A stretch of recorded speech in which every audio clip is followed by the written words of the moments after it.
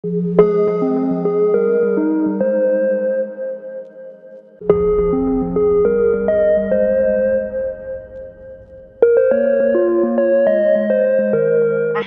Story behind jersey number 7 daw po.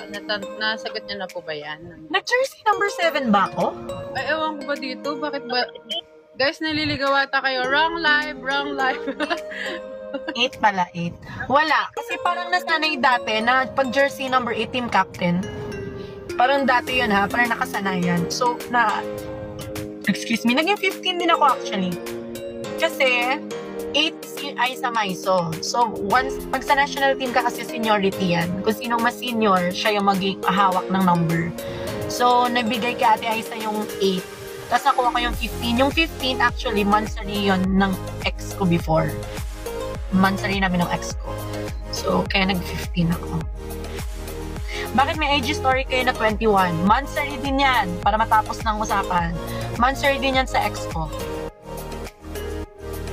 Dapat kasi pag nag-number kasi ako talaga, kailangan may ano siya. Charot.